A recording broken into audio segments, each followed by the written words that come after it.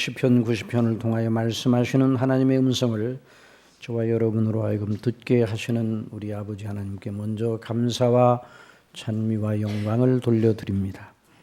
사람이 하나님의 말씀을 들을 자리에 있고 또 그 귀를 여시어 말씀을 듣게 하시는 성령 하나님의 감동을 받고 있다면 지상에서 그 사람은 가장 큰 복을 받은 사람입니다.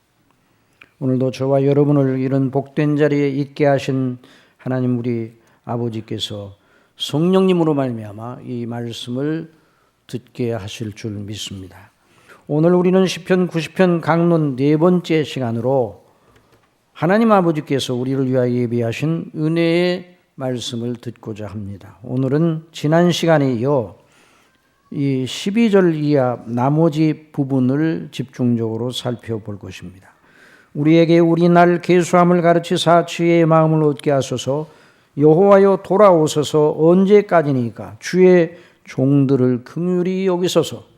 아침에 주의 인자로 우리를 만족해 하사 우리 평생에 즐겁고 기쁘게 하소서.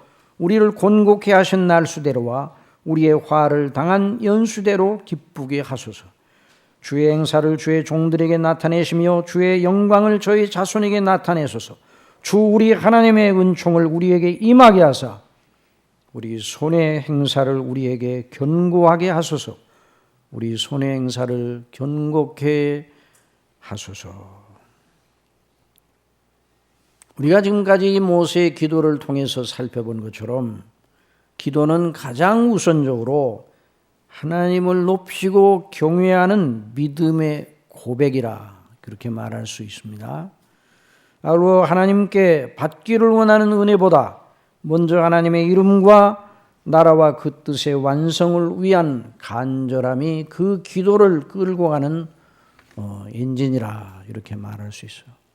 만일 어떤 기도도 우리 그리스도인이 드리는 어떤 기도 속에도 하나님의 이름과 아버지의 이름과 아버지의 나라와 아버지의 뜻의 영광 그리고 그 뜻이 완성되는 간절함이 없다면 그 기도는 하나님 앞에 무가치한 기도인 것입니다.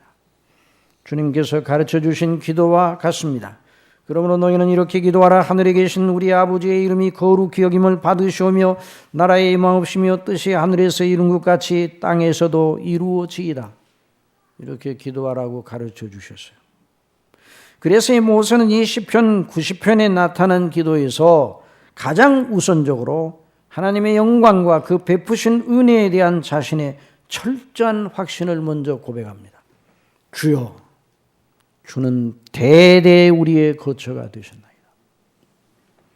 산이 생기기 전 땅과 세계도 주께서 조성하시기 전 곧 영원부터 영원까지 주는 하나님이시니라. 영원부터 영원까지 주는 하나님이시니라.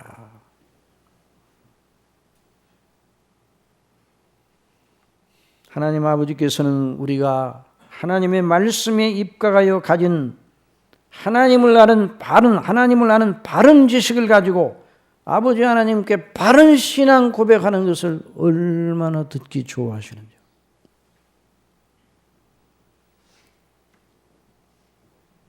그래서 우리의 심령이 늘 하나님을 주목하고 하나님의 이름을 높이고 하나님의 그 영광의 성품을 자랑하고 주는 은혜로우시며 자비하시며 주는 무한하시며 전지전능하시며 주는 공의로우시나 여전히 긍휼을 베푸시기를 기뻐하시는 분이십니다. 그래서 하나님의 이름을 높이고 하나님의 영광을 선포하고 하나님과 그 기도를 드리는 그 사람과만 그 기도의 소리를 듣죠. 그 기도의 소리는 하나님과 그 사람 사이에 오가는 것 같지만 그 기도를 통해 하나님은 너무너무 큰 영광을 받으시고 기뻐하시는 것입니다. 그 하나님만 기쁘시게 하는 것이 아닙니다. 그렇게 하는 것이 하나님의 자녀인 우리 영혼과 그 마음의 행로를 위하여 가장 좋은 길입니다. 우리는 생각하기를 우리에게 있는 현안 문제를 금방 해결해 주시면 그것이 우리를 진정으로 행복해 하게 만들 것이라고 생각을 합니다. 그러나 저와 여러분을 지금까지 살아온 삶의 어간 속에서 쭉 보면 우리가 원하는 대로 이 일이 되면 우리의 영혼이 그만큼 변화되고 그만큼 새로워지고 그만큼 거룩해지던가요?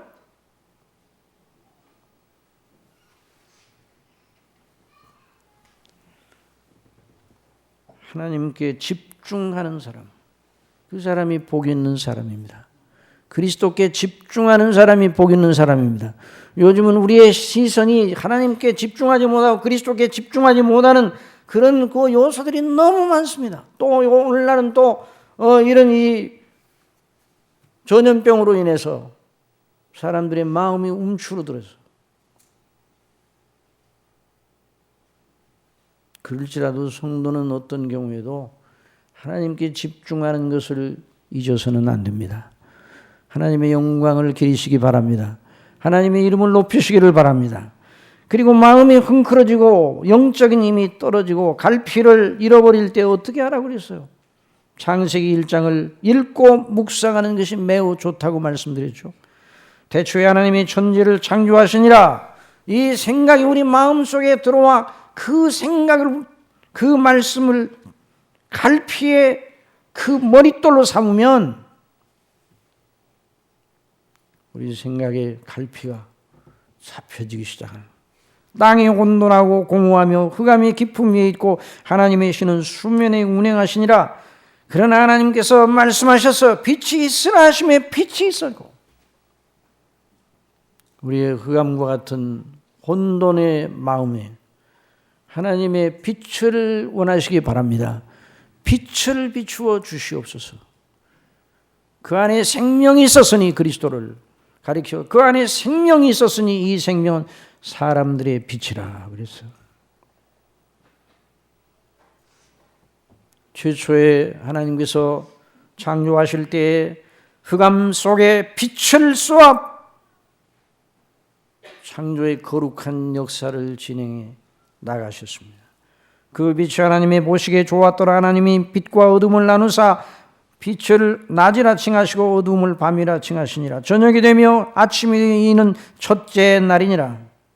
그래서 우리의 마음 속에 빛 되신 우리 주 예수 그리스도 아버지께로부터 우리에게 주시는 이 인자와 긍휼의 그 놀라운 그 폭이, 그 은혜가 우리의 심령의 성령님으로 말미암아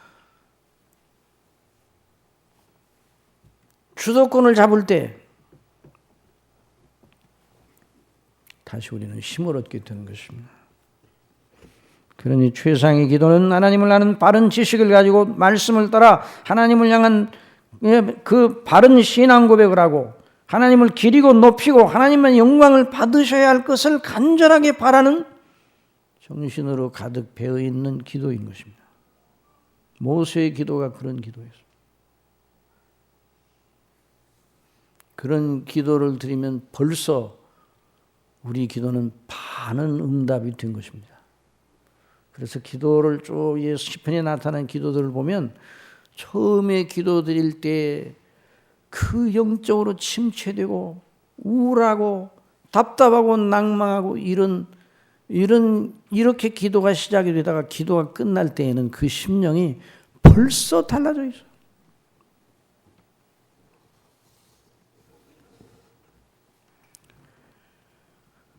모세가 그 기도의 정신을 알았습니다. 모세도 사람이었으니까 왜 자기에게 어떤 일이 주어지기를 바라는 것이 없었을 거예요. 있었겠죠. 또 모세는 바라던 일, 가나안 땅을 들어가고 싶었어요.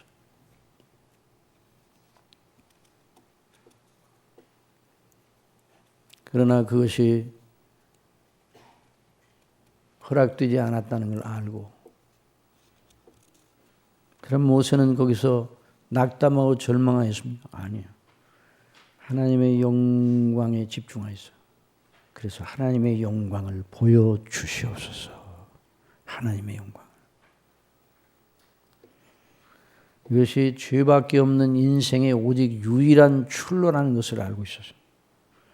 모세는 죄밖에 없어 하나님의 진노 아래 있는 인생이 구할 수 있는 최상의 소원이 무엇인가를 알고 있었어요.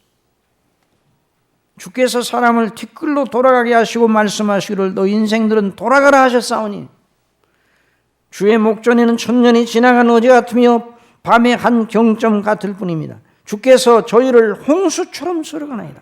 저희는 잠깐 자는 것 같으며 아침에 도는 풀 같으니이다. 풀은 마르고 꽃이 피어 자라다가 저녁에는 벤바되어 마르나이다. 우리는 주의 노에 소멸되며 주의 분내심에 놀라나이다. 여러분, 이것이 인생의 본질적 조건이에요.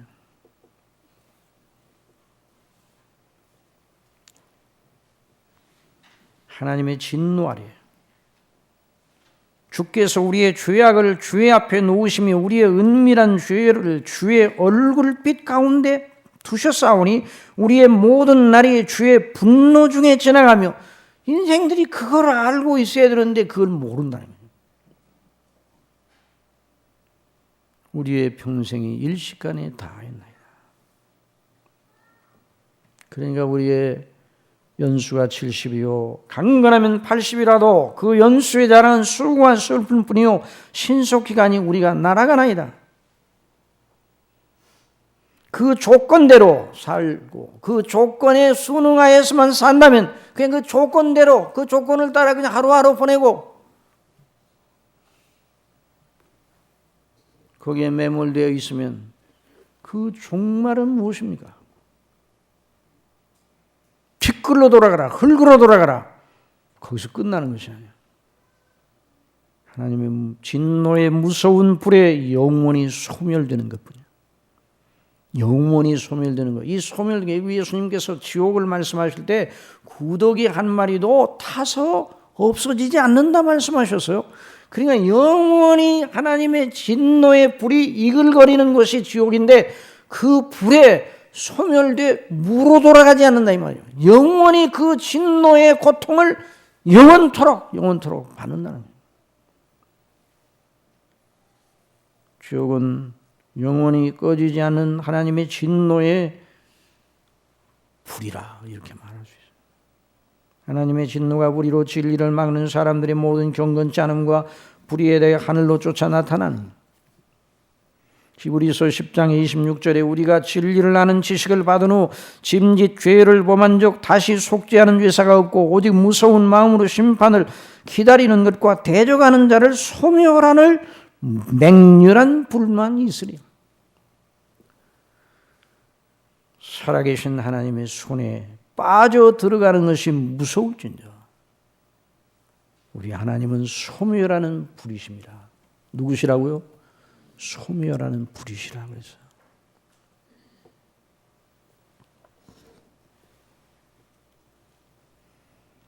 그러니까 이런 인생 조건을 알고 있는 모세가 드릴 수 있는 최상의 기도는 주여 돌아오소서. 주의 종들을 긍휼히 여겨 주시옵소서.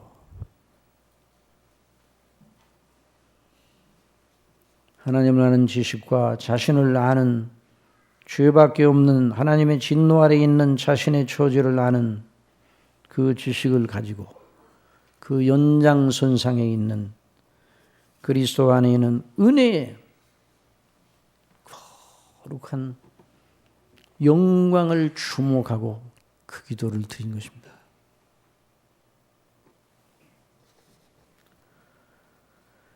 사람들이 이런 질문을 그리스도인들에게 합니다. 여러분들도 아마 그런 질문을 많이 받아봤을 거예요. 너희가 믿는 하나님이 정말 계시다면 세상이 어찌 이 모양이야? 하나님이 지으시고 다스리는 세상이 어째서 이 모양이냐는 말이야. 이보다 더 나아야 되잖아? 하나님이 계시다면? 그 세상을 향하여 뭐라고 우리가 대답합니까? 대답해도 어떤 대답도 들을 준비가 되어 있지 않는 사람의 질문입니다. 그러니까 거기다 대답할 필요가 없어요.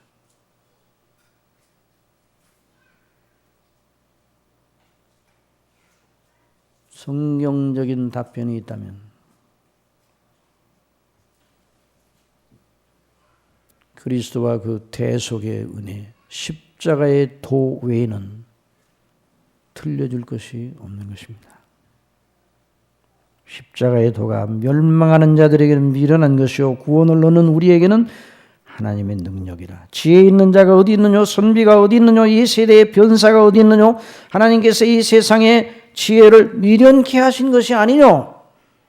하나님의 지혜에 있어서는 이 세상이 자기 지혜로 하나님을 알지 못하는 거로 하나님께서 전도에 미련한 것으로, 무엇으로요?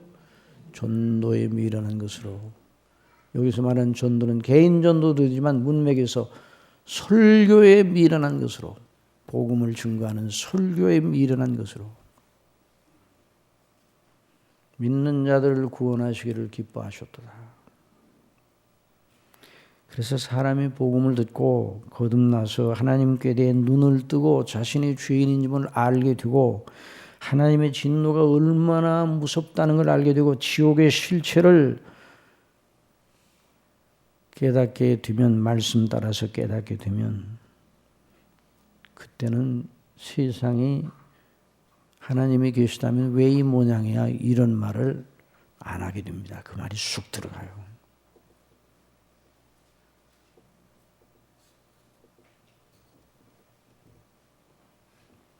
오직 나에게는 하나님의 자비하심과 긍휼 외에는 소망이 없도다 하는 인식을 가지게 됩니다. 그 인식 속에 그리스도의 십자가의 도가 터치가 되는 거예요.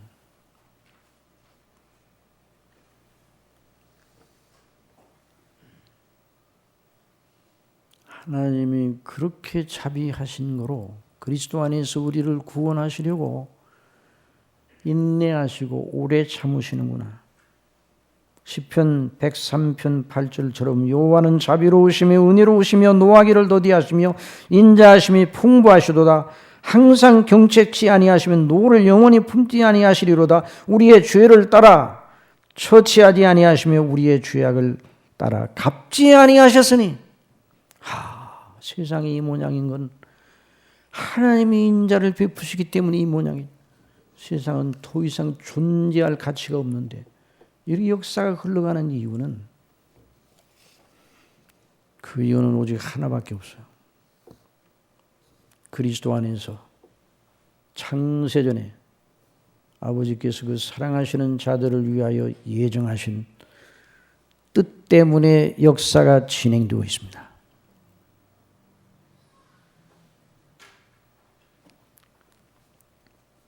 사람이 그리스도를 아는 지식을 갖게 될 때 인생을 합니다. 인생.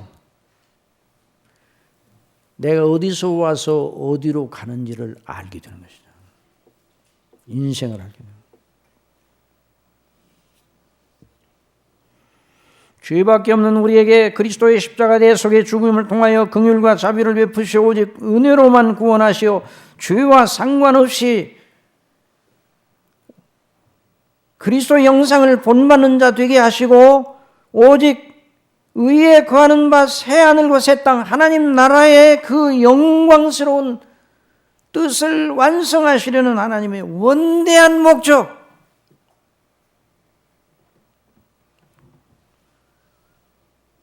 그 속에 인생이 있구나, 그 속에 내가 있구나 하는 걸 알게 돼요.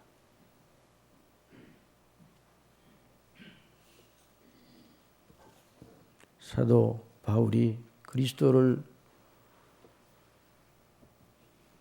만났을 때 그걸 알게 되었어요. 그전에는 핍박자, 예수님을 대적하는 자였어요. 그러나 그리스도께서 그를 찾아오셨어요. 그를 불러내셨어요. 그러니까 그리스도 안에서 자기 존재 전체를 찾았어요. 여러분 인생이 무엇이냐고 물어보면 여러분 대답할 수 있습니까? 인생이 무엇입니까? 그리스도 안에서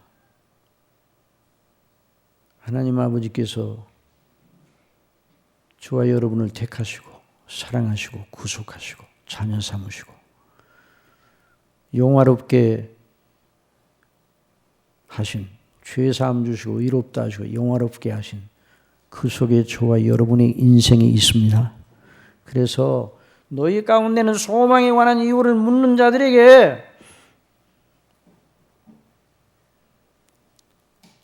대답할 것을 항상 온유함으로 준비하고 있으라고 했어요. 그러니까 그리스도인이라면 인생이 무엇인가 아는 사람이에요. 인생이 무엇이냐고 물어보면 그걸 그대로 우리 주 예수 그리스도 안에서 우리를 사랑하신 그 사랑, 구원하신 그 놀라우신 은혜, 구원의 목적, 아버지의 나라의 영광, 이걸 증가하면 그 속에 인생이 있는 겁니다.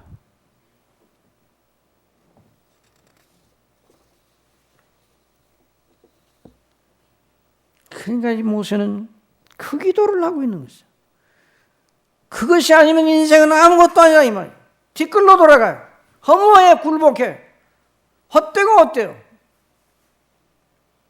그러니까 인생을 잘 살다가 아무 걱정 없이 모든 거 다 풍족하고 모든 거 다 여유 있고 자기가 하고 싶은 일 다 해볼 수 있고 그러다 그 사람이 반드시 어디에 들어가게 되는 거 아니 허무의 늪속으로 들어가게 돼요. 왜? 인생을 몰라요. 하나님을 알아야 인생을 압니다. 하나님을 알아야 인생을 알아요. 그래서 모세는 우리 날 계수함을 가르치사 지혜의 마음을 얻게 하소서 여호와여 돌아오소서. 언제까지니까 주의 종들을 긍휼히 여기소서. 그리스도 안에는 은혜를 충만하게 베풀어 주옵소서. 그 속에만 우리의 존재의 가치와 의미가 있는 인생을 살 수가 있고 그 날들만 진정한 우리의 날들이라는 것을 모세는 알고 있었어요. 그럼 어떤 분이 아니 모세는 그리스도를 믿었는가? 말할 필요가 없어요. 구약의 모든 성도들이 그리스도를 믿었습니다. 히브리서 11장에서 그 모세에 대한 믿음을 이렇게 말합니다. 믿음으로 모세는 장성하여 바로의 공주의 아들이라 칭함을 거절하고 도리어 하나님의 백성과 함께 고난받기를 잠시 죄악의 낙을 누리는 것보다 더 좋아하고 그리스도를 위하여 받는 능력을 애굽의 모든 보화보다 더 큰 재물로 여겼으니 이는 상주심을 바라봅니다. 그리스도를 위하여 받는 능력을 애굽의 모든 보화보다 더 큰 재물로 여겼다고 그랬어요.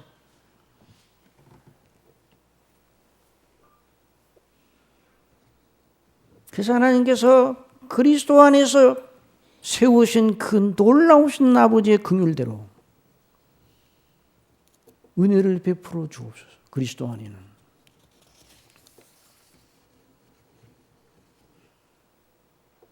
근데 여기 이제 여호와여 돌아오소서 그래서 주여 제게 임하소서 그 말 아니에요. 우리에게 돌아와 은혜를 베푸소서.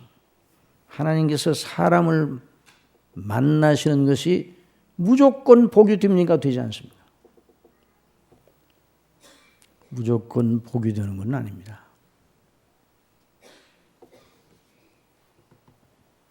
하나님께서 아브라함에게 임하셨습니다. 하나님께서 인간을 만나시는 두 가지 방식이 있어요.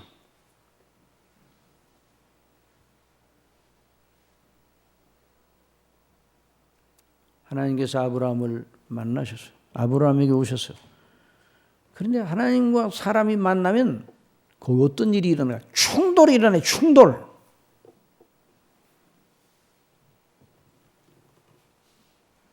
진노하시는 하나님께서 인생을 만나면 충돌이 일어나서 그 진노를 부으실 수밖에 없어요.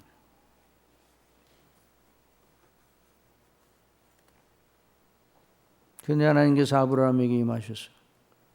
아브라함을 찾아오셨습니다. 그러나 아브라함은 죽지 않았습니다. 아브라함은 진노를 받지 않았습니다. 어째서 그런 일이 일어날 수 있는가? 아브라함에게 약속하신 언약, 부르셔서 약속하신 말씀, 그 말씀이 누구에 관한 말씀입니까? 그리스도에 관한 말씀입니다. 그리스도에. 그리스도 안에서 하나님을 만나면 죽지 않습니다. 그리스도 안에서 하나님을 만나면 영생 얻습니다. 그리스도 안에 구원이 있습니다. 1000번 만번 들었죠? 이걸 날마다 잊지 말아야 돼요. 아브라함 99세 때 하나님께서 아브라함에게 찾아오셨어요.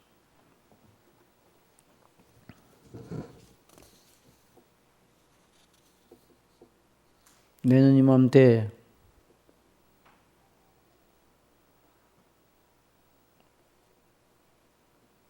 네 아내 사라가 아들을 낳으리라. 그 하나님의 이삭에 대한 약속 그 속에 하나님의 언약의 그 속에 누가 계셨다고요? 그리스도께서 계셨어요. 그리스도와 함께 그리스도의 복음과 함께 우리에게 임하시면 거기에 생명의 역사가 일어납니다. 그냥 하나님을 만나는 게 복이 아니에요. 그리스도와 함께 만나요. 그런데 하나님께서 아브라함에게 말씀하셨습니다. 그때 창세기 18장 20절에 보면 여호와께서 또 가라사대 소돔과 고모라에 대한 부르짖음이 크고 그 죄악이 심히 중하니 내가 이제 내려가서 그 모든 행한 것이 과연 내게 들린 부르짖음과 같은지 그렇지 않은지 내가 보고 알려 아노라. 그 사람들이 거기서 떠나 소돔으로 향하여 가고 아브라함은 여호와 앞에 그대로 섰더니 그래서 아브라함이 그 하나님을 붙들고 의인 10사람이 있으면 어떻게 하실라니? 50으로부터 시작해야 10사람까지. 그래, 의인 10명만 있으면 내가 소돔과 고모라를 멸하지 않겠다.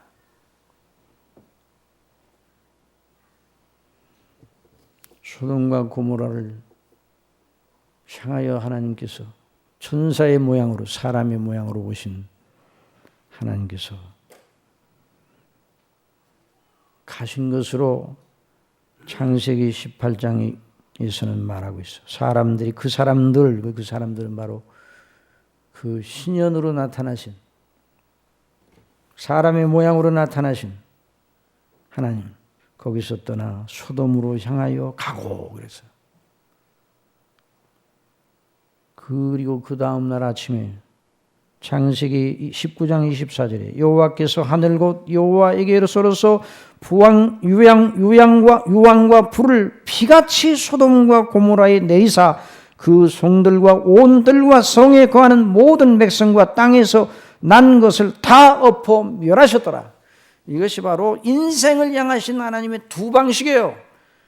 여러분 언젠가 하나님께서 모든 땅을 엎어버리시고 하늘과 우주 전체를 다 불에 살을 그럴 일을 남겨두고 계십니다.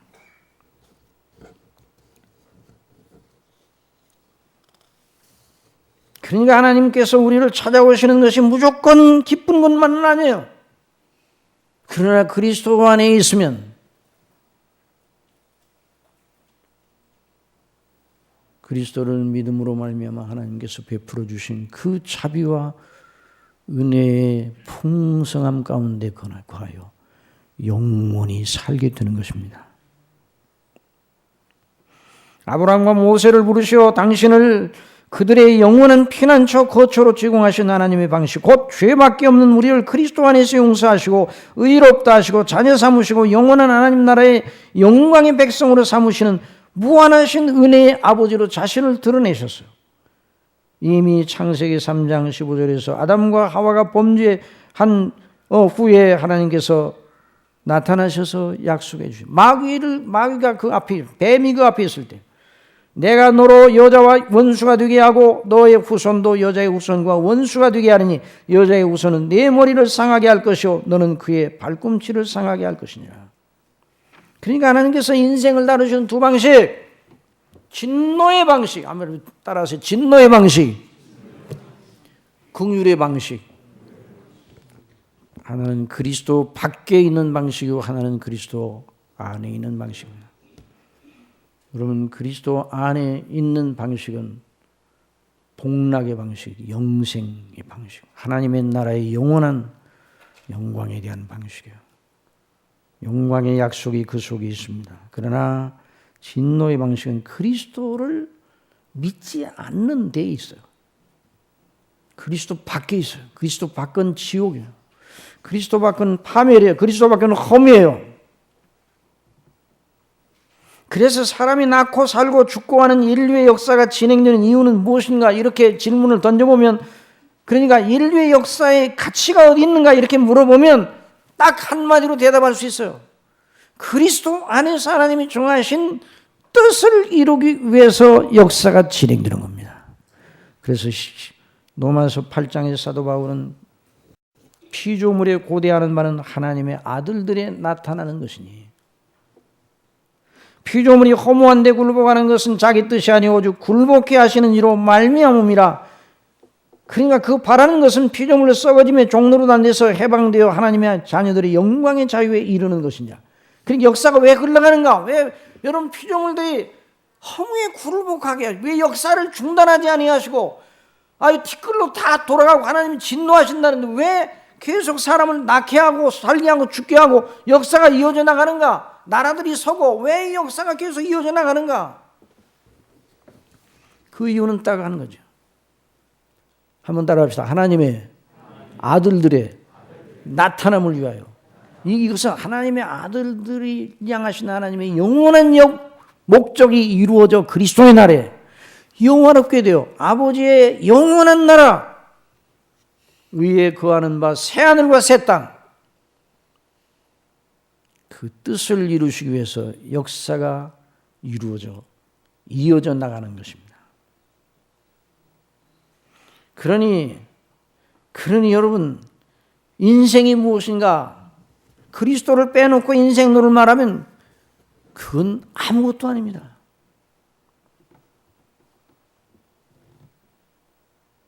만일 우리가 우리의 생을 그 그리스도의 빛으로 조명하지 못하고 다른 것으로 조명하며 나날을 보내면 마치 궁사가 관역 아닌 것을 향하여 자기의 화살통에 있는 것들을 다 쏘아 날리는 거나 마찬가지예요. 그런 점수는 몇 점이에요? 0점. 0점이세요. 그러나 그리스도 안에서 우리를 구원하시고 하나님의 완전한 나를 이룩 가르치는 그 하나님의 영원한 목적을 위하여 살고 그 은혜를 붙들고 살면 관역의 정중앙을 향하여 계속 화살을 꽂고 있는 것이라. 그게 우리의 날들이 의미가 있는 거예요. 우리의 날들이 영원과 이어지는 날들이 된 것입니다. 우리의 인생이 허접한 인생이 되지 않습니다. 여러분 믿습니까? 허접한 인생이 안 돼요. 그리스도 안에 있으면. 모세는 그걸 구하고 있었어요. 여호와여 돌아오소서. 언제까지냐? 주의 긍휼을 종들을 긍휼히 여기소서. 아침에 주의 인자로 우리를 만족해 하사 우리의 평생에 즐겁고 기쁘게 하소서. 매일 하루가 시작되는 날 아침에 주의 은혜로 우리 영혼을 채우소서. 그러니까 아침에 일어나면 여러분 누구를 생각해야 됩니까?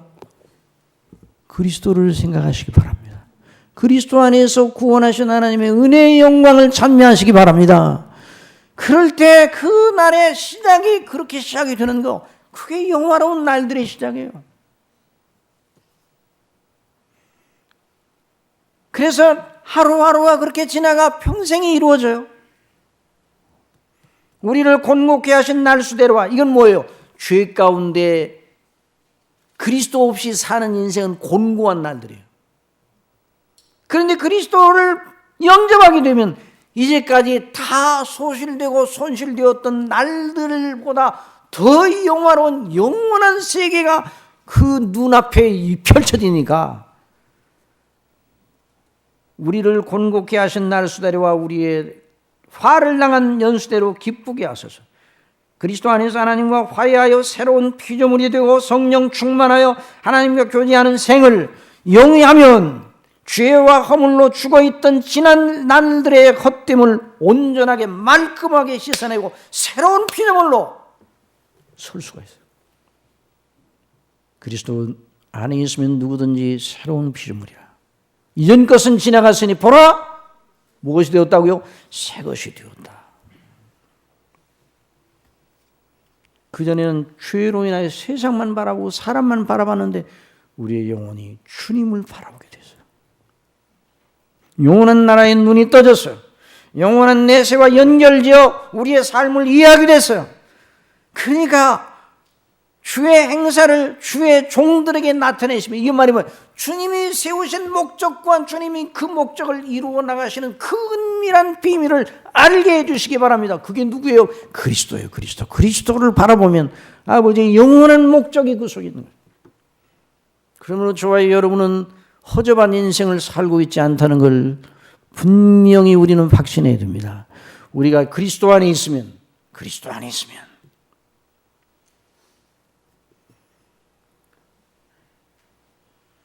그래서 손실이 아니에요. 그리스도 안에 우리의 주의 행사를 주의 종들에게 나타내 주의 영광을 저희 자손에게 나타내서 우리 하나님의 은총을 우리에게 임하게 하사 우리 손의 행사를 우리에게 견고케 하소서. 우리 손의 행사를 견고케 하소서. 그러니까 얼마나 이 주님 안에서 우리가 살아가는 것이 얼마나 영광스러운 것입니다. 그걸 늘 우리 그러나 이 세상에 살 때 여전히 우리 속에 옛사람의 본성이 있어서 그걸 무너뜨리는 것들이 또 우리 속에 일어나요. 그러나 거기서 우리는 실망하지 아니하고 이미 우리 그리스도 안에서 구원받은 사람, 영생 얻은 사람, 하나님과의 생명의 화평을 이룬 사람은 절대로 지옥에 떨어지지 않습니다. 그러므로 아무리 크게 넘어져도 다시 일어나시기를 바랍니다. 그리스도를 바라보고.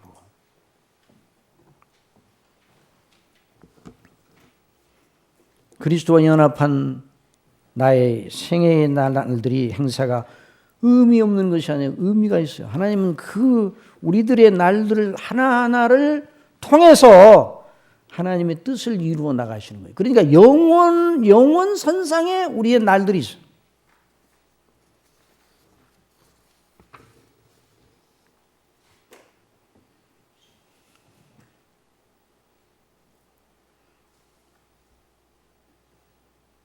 제가 어떤 TV 화면을 보다가 아이고 어떤 때는 우리가 개만도 못하구나 하는 생각. 그 개 반려견. 이런 반려견은 철두철미하게 누구에게 의존합니까? 어떤 반려견을 찍었더라고요. 동영상 올려놨는데 반려견이 아침에 일어나서 다 주인들이 이제 주인들이 이제 출근하잖아요. 문을 딱 잠그면 반려견들이 주인이 나가면 뭐 개 인생이라면 위장하면 내 개 인생은 여기서 중단. 그래가지고 자기 늘 자는 데 있잖아요. 거기 가서 덜버덕 잡니다. 누가 없어요? 주인이 없으니까. 주인이 없는데 돌아다니라. 아무 일도 안 해요. 그래가지고 실컷 거기서 잠을 자다가 주인이 올 시간이 되면 거기 이제 멘트를 달아놨더니 주인이 오니까 주인이 올 시간에 딱 깨가지고 딱 기지개를 켜고 주인이 올 준비를 하고 있어요. 주인이 이제 오는 그 문 앞에 가서 딱 그 개 두 마리 또 한 마리 흰 개 두 마리 또 다른 개는 세 마리가 주인이 오는 그 주인이 냄새가 날 거 아니에요. 그 신발 내는 거기다가 딱 기다리고 있어. 그래서 주인의 발자국 소리가 들리면 뛰면서 꼬리를 치면 주인이 오면 주인에 뛰어오르고 그냥 혀로 핥고.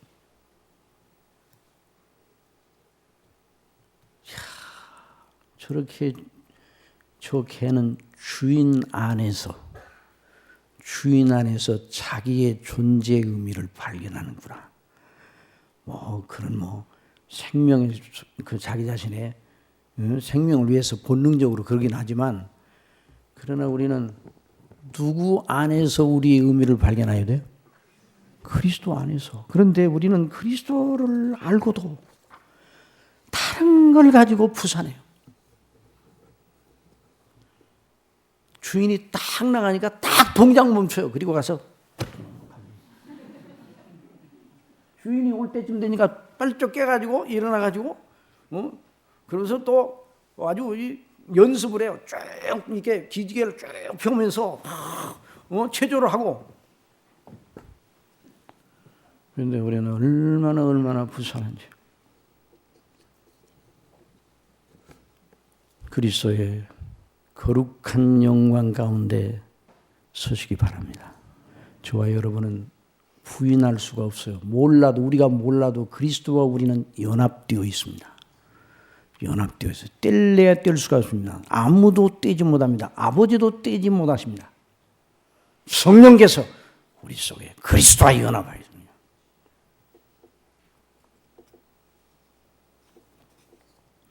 그걸 모세가 기도하고 있는 거예요. 그래서 주의 은총을 임하여 주께서 은혜를 주셔야 우리 손의 행사, 이 손의 행사라는 건 일을 말하는 거예요. 삶을 말하는 거예요. 손이라는 건 일하는 거 아니에요. 우리가 행하는 모든 일들이, 우리가 손으로 행한 모든 일들이, 우리의 생각하고 계획하고 이루는 모든 일들이 주님의 은혜 가운데 있어야 견고하다. 여기서 말하는 견고한 건 이 세상에 모든 일이 잘 된다는 그런 견고함이라. 그 견고함은 하나님의 이름과 나라와 뜻과 연관되는 의미에서 견고한 가치가 있다는 거예요.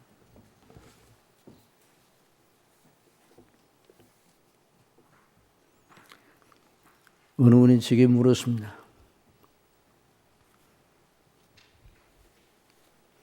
그런 질문을 제가 자주 받습니다. 목사님은 어떤 체험을 했기에 그렇게 대학 시절에 급격하게 진로를 바꾸어 목사와 설교자가 되었습니다.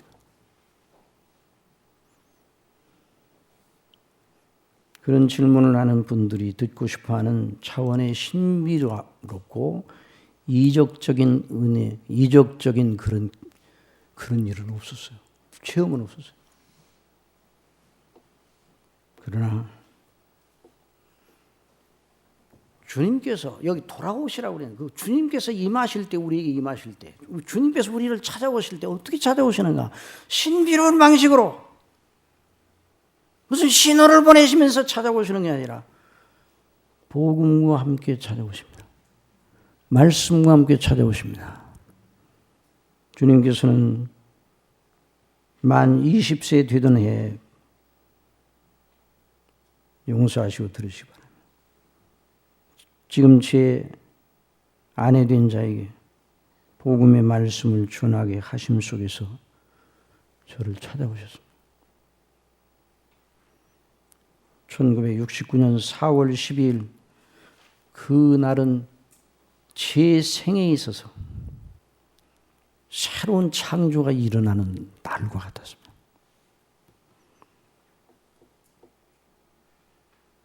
제게 보내진 그 편지 속에 살아있는 복음의 말씀이 들어있었고 그 말씀이 제 가슴을 쳤습니다. 그 말씀이 저를 떠나지 않았습니다. 제 내면의 생각을 송두리째 부숴내고 하나님이 기뻐하시는 진리가 제 속에서 왕노릇하기 시작했습니다. 줄기차게 말씀 안에서 교제함을 통하여 교회에 출석하고 그 예배를 통하여 그 말씀이 제 마음에 눈을 열어 제가 하나님 앞에 주인님과 그 하나님의 진노의 가공함을 인식하게 되었습니다. 지옥이 있다는 걸 알게 되고 죽음이 두려워지게 되고 내가 주인임을 알고 정말 울었습니다. 다른 일로 그 전에 울 일이 있었겠지만 그런 우는 시시한 울음이고 정말 울었어요. 그리고 우리 예수님이 나를 위하여 십자가에 내 죄짐을 지고 죽으셨다는 것을 알고 그것이 내 속에서 천지개벽을 일으켰습니다. 성령님께서 감동하심이 무엇이라는 걸 체험을 하였습니다. 구원의 기쁨과 확신에 파묻히게 되었습니다. 그리고 이 정도로 하나님이 나를 사랑하시고 이것이 참된 복음이라면, 진리라면 내가 이후에 다른 일을 해서는 안 되겠다는 생각이 들었습니다. 만일 다른 일을 한다면, 이걸 알고도 이 사랑을 받고도 다른 일을 한다면 정말 사도 바울이 말한 것처럼 내게 화가 미칠 것이다. 이런 두려운 마음이 들었습니다. 아니, 두려움 때문에 무서워서가 아니라 정말 평생 이 복음의 영광을 위하여 섬기는 자라고 서면 너무는 좋겠다. 그래서 우리 교회 처음 나가던 안암제일교회 모교회 목사님이 설교하시는 그 모습을 보고 나도 저 목사님처럼 설교할 수 있는 설교자가 되는 나의 꿈이다. 그것이 나의 꿈이 되었습니다. 제 마음에 자리 잡고 있던 방송국은 날아갔습니다. 원래 제가 방송국에 가서 아나운서 노릇 하려고 했는데 다 날아갔습니다. 어떻게 하면 복음의 영광을 위하여 내 생을 바칠 것인가 하는 생각만 그냥 가득 찼어요. 나중에 알고 보니까 그것이 소명이었어요. 소명. 주님의 은혜 안에서 신학을 공부하면서 그 확신과 기쁨은 더 깊어졌습니다. 정말 이 모든 것이 나의 나중인 것은 하나님의 은혜라고 한 사도 바울의 말을 저의 고백 그대로 받아들이게 되었습니다. 주님께서는 목사 안수 1978년 10월 10일에 그러니까 예수님을 믿고 1969년 6월 29일에 처음 교회를 나간 다음에 9년 만에 하나님께서 목사가 되게 해주셔요. 두 교회를 섬겼습니다. 안암제일교회에서 9년 가까이, 그리고 나머지는 우리 주님의 교회인 중심교회에서 섬기는 이런 거룩한 영광을 허락하여 주셨습니다. 주님 안에서 정말 진심으로 여러분을 사랑하고 여러분에게 감사합니다. 그리스도 안에서 저의 연약을 참아주시고 저를 그리스도 안에서 존중하시고 제가 복음을 위하여 주님께 받은 은사를 마음껏 활용하도록 성경대로만 설교하는 것을 귀하게 여기시고 주님 안에서 저를 신뢰하여 믿어주시고 보호한 장로님들, 권사님들, 집사님들, 모든 성도님들에게 그리스도의 이름으로 정말 감사하고 감사합니다. 주님께서는 제게 은사를 주셨는데 중심교회가 아니었다면 하나님께서 제게 주신 은사를 충분히 활용하지 못했을 것입니다. 저는 교회를 섬기면서 주신 은사를 따라 영적인 고전들을 번역하는 거룩한 소임을 감당하게 하셨는데 중심교회이기 때문에 그 일이 가능했습니다.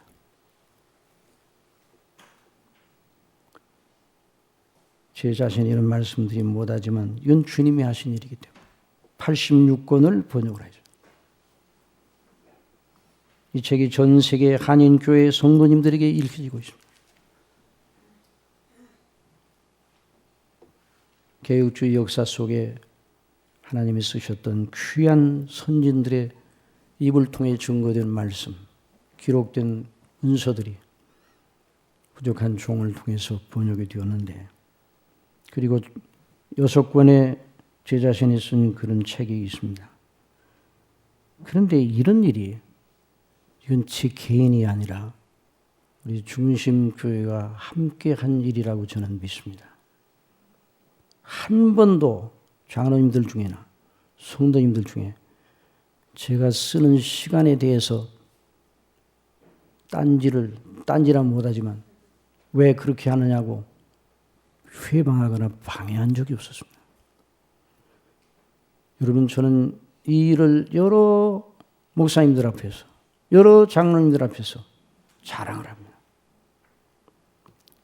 목사님들마다 그런 일이 그렇게, 그래도 그렇게 아무 일도 방해도 안 했어요? 그러면요. 그래서 그리스도 안에서 정말 주님의 은혜의 역사죠. 또 가서 신학교에 가서 말씀을 증거하는, 가르치는, 후학들을 가르치는 일도 하도록 주님께서 인도하실 때 우리 장로님들, 우리 성도님들이 위하여 그걸 귀하게 생각했지 방해한 적이 없습니다. 참 이런 일은 정말 마땅한 일처럼 보이지만 쉽지 않은 일인데 하나님의 놀라운 은혜 가운데 되어진 일입니다. 다시 한번 감사드리고, 그 일은 저 혼자 한 일이 아니라 중심교회가 한 일이라고 저는 믿습니다. 그래서 많은 분들이 중심교회를 귀하게 생각합니다. 중심교회 장로님들에게 감사하고 있습니다. 성도님들에게 감사하고 있습니다. 중심교회 목사가 아니었다면 절대로 그런 일이 가능하지 못했어요. 그리고 이제 오늘 설교를 하고 다음 주부터 우리 김 목사님이 담임 목사님으로 서서 이 자리에 서서 설교를 하게 될 것입니다. 또 제가 부족하지만 이렇게 하나님께서 여러분을 통해서 원로 목사로 이렇게 서서 교회를 위하여 기도하면서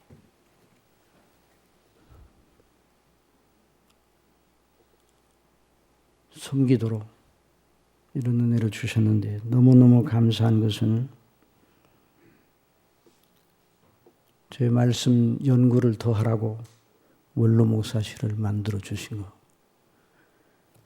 지난 주간에 페인트 칠하고 야단났습니다. 공사하느라고 아주 깨끗하게. 이번 주간에 이제 책을 옮겨서 가는데, 우리 교회 밖에 있는 어떤 분이 마음으로 기도하였답니다. 목사님의 은퇴를 하시면 사무실이 하나 있어야 되는데 사무실을 하나 마련해 드려야 되겠다 생각을 하면서 기도를 하고 있어요. 그런데 우리 교회에서 정말 좋은 원로 목사실을 만들어 주신다고 장로님들과 성도님들이 다 약속해 주셨다고 했더니 그분이 너무너무 기뻐하면서 참 정말 신실한 교회라고, 훌륭한 교회라고 진심으로 하나님께 감사하며 영광을 돌리는 모습을 보았습니다. 이제 하나님께서 주신 은혜 속에서 보편교회를 섬기는 그런 말씀의 종으로 더 섬기려고 욕심을, 하나님의 뜻인 줄 알고 욕심을 냈더니 우리 장로님들 말씀 선교사로 파송해 주기로 결의하고, 또 우리 모든 성도님들에게 또 공지를 하고, 그것도 너무나 감사합니다. 야베스에게 주신 은혜같이 주님 은혜 주시는 한도 내에서 유튜브 사역과 문서 사역과 가르치는 사역을 하려 합니다. 여러분과 함께 예배드리고 어디든지 주님이 부르시면 가서 말씀의 나팔을 더 크게 불려고 합니다. 위에서 계속 기도해 주시기 바랍니다. 무엇보다 우리 모두 감사해야 할 것은 김태선 목사님과 같은 신실한 분을 후임 목사로 허락하신 것입니다. 김 목사님은 그 믿음과 풍부한 성경 지식과 신학적인 지각으로 진리의 말씀을 분별하는 일과 증거하는 일에 정통을 고수하며 주님의 양떼들을 먹이실 충성된 분입니다. 여러분 그렇게 믿으시죠? 위에서 여러분 기도하시기 바랍니다. 주님 안에서 신뢰해 주시고 주님의 은혜 안에서 그 기쁨의, 그 지도의 기쁨으로 따라주세요. 제게 하신 것 같이 김 목사님들에게도 해 주시기 바랍니다. 저도 주님 안에서 김 목사님의 응원자로 섬길 것이며 이제 제 개인의 목사님은 김태선 목사님입니다. 제 개인의 영혼의 목사님은 김태선 목사님이 제 목사님입니다. 그래서 우리 중심교회가 보편교회의 본질을 견지하며 모든 교회들에게 좋은 본을 보이는 복음의 능력과 은혜로 충만하여 많은 영혼들이 구원받고 천국 일꾼들이 많이 일어나게 하시는 일, 그리스도에 오시는 날까지 이런 교회가 되기를 바랍니다. 우리 학생 청년 여러분, 여러분은 어린 시절부터 중심교회의 지체가 된 것을 감사하시기 바랍니다. 길고 힘든 예배를 참아내며 말씀을 들어온 것이 힘들었지만 평생 여러분의 영적인 내비게이션이 되리라고 저는 확신합니다. 김태순 담임 목사님과 부교육자님들과 또 선생님들의 지도를 잘 받아 말씀 안에서 자라서 하나님의 정결한 그릇들이 되기를 바랍니다. 주님께서 여러분에게 복의 복을 더하실 것입니다. 그리고 다시 한번 말씀드립니다. 여러분 중에 제게 무슨 섭섭한 마음이 아직도 마음에 응어리로 남아있다면 저를 그리스도 안에서 용서하시기 바랍니다. 제가 원래 성격이 좀 별나고 또 집중력을 하나님 주시기에는 너무 지나쳐가지고 사람을 아주 힘들게 만드는 그런 것이 많았을 겁니다. 그래서 그걸 참아주신 우리 장로님들이 참 나보다 훨씬 낫다. 그런 생각을 요즘 더 하는 거예요. 우리 성도님들이 참 감사하다 하는 생각이 들어요. 연약한 것이 있어서 아직도 여러분 마음속에 있으면 다 오늘 이 시간 지원해 주시기 바랍니다. 저는 여러분을 생각할 때마다 섭섭한 마음은 없고 오직 그리스도의 심장으로 여러분을 더 사랑하지 못한 제 부족을 탓할 뿐입니다. 감사합니다. 주님 안에서 여러분을 사랑합니다. 사도행전 2장 20장 24절 32절 말씀을 읽고 여러분을 향한 그래서 인사를 대신하고 합니다. 나의 달려갈 길과 주 예수께 받은 사명 곧 하나님의 은혜의 복음 증거하는 일을 마치려 하면은 나의 생명을 조금도 귀한 것으로 여기지 아니하노라. 지금 내가 너희를 주와 및 그 은혜의 말씀께 부탁하노니 그 말씀이 너희를 능히 든든히 세우사 거룩해 하심을 입은 모든 자 가운데서 기업이 있게 하시리라. 기도하겠습니다. 사랑하시는 아버지 하나님, 부족한 종 무어라. 아버지께서 그리스도 안에서 주신 은혜를 보답하고 감사하오리까.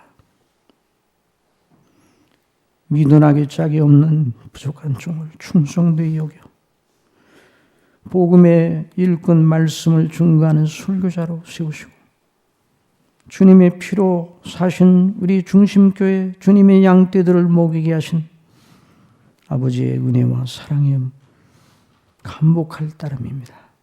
아버지 하나님, 제가 연약하여 아버지의 뜻을 헤아리지 못하고 불순종한 것 용서하시고 아버지께서 제게 맡기신 주님의 양들을 오직 성경 말씀으로만 먹이는 것이 최선이라는 믿음과 확신을 제게 주신 성령님이시여 증거된 주님의 말씀만 이들의 영혼 속에서 역사하게 하시고 저 인간에게서 나온 제 자신에게서 나온 것은 이들의 마음에서 그리스도의 피로 지워 주시옵소서. 모세가 기도한 것 같이 기도합니다. 주의 행사를 주의 종들에게 나타내시며 주의 영광을 저희 자손에게 나타내소서. 주 우리 하나님의 은총을 우리에게 임하게 하사 우리 손의 행사를 우리에게 견고케 하소서. 우리 손의 행사를 견고케 하소서. 호임 김태선 목사님께 제게 주신 영감의 갑절을 주시오. 우리 중심교회가 주님 오실 때까지 주님의 금초대로 계속 빛을 발하게 하시옵소서. 우리 주 예수 그리스도의 이름으로 간절히 기도하옵나이다. 아멘.